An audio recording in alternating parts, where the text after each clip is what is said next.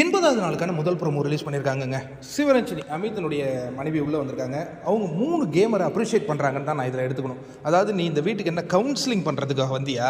சேச்சே, அவங்க வந்து என்ன பண்ணுறாங்க, ஓய்ந்து உட்காந்துருக்காங்க அப்படின்னா நீ போய் கவுன்சில் பண்ணிட்டுருக்க. அவங்க பிக் பாஸ் மலையாளம், தமிழ், தெலுங்கு எல்லாத்தையும் கரைச்சி குடிச்சிட்டு இங்கே உள்ளே வந்திருக்காங்க. அவங்க கேம் ஆடிட்டு இருக்காங்க. அது தெரியாத நீ போய் அங்கே உட்காந்துருக்க. அடுத்தது அரோரா சின்க்ளேர்.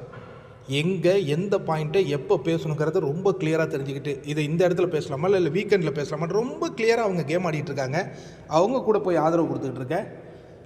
பார்வதி அவங்க ஒரு கேமர், அவங்க பாட்டுக்கு அவங்க கேம் ஆடிட்டு போயிட்டே இருப்பாங்க. நீ என்னமோ அவங்களுக்கு போய் கன்சல்ட் பண்ணிகிட்டு இருக்க, என்னமோ திவாகர் 2.0 மாதிரி அப்படின்னு 3 கேமருடைய கேமை அமித்துக்கிட்ட சொல்கிறாங்க. அமித்துக்கு ஒன்றும் புரியல, என்ன இப்படியெல்லாம் சொல்கிறாங்களே, நம்ம ஒரு நல்லவராக தானே இருந்தோம், உன்னுடைய லாயல் பிக் பாஸ் கேமுக்கு வந்திருக்கிற கண்டஸ்டன்ஸுக்கு கிடையாது, அப்படி இப்படின்னு ஆகும்னு திட்டின உடனே உடஞ்சி போகிறாருங்க அமித். ஆனால் ஒரு விஷயம் நான் சொல்கிறேன், அந்த அமித் அவர்களுடைய மனைவியே, உங்கள் ஹஸ்பண்ட் போன வாரமே போகிற மாதிரி இருந்தது, ஆனால் ஓட்டு போட்டு அவங்க போட்டதுனால தான், பார்வதி சப்போர்ட்டர்ஸ் தான் ஓட்டு போட்டாங்க, அதனால தான் நீங்கள் இந்த வாரமே உள்ளே வந்திருக்கீங்க. பட் நீங்களும் பார்வதியை கரிச்சு கூட்டிகிட்டு தான் போகிறீங்க. ஒரு ஆங்கிலத்தில் ஒரு வார்த்தை சொல்கிறீங்க, சத்தியமாக எனக்கு புரியல நண்பர்களே.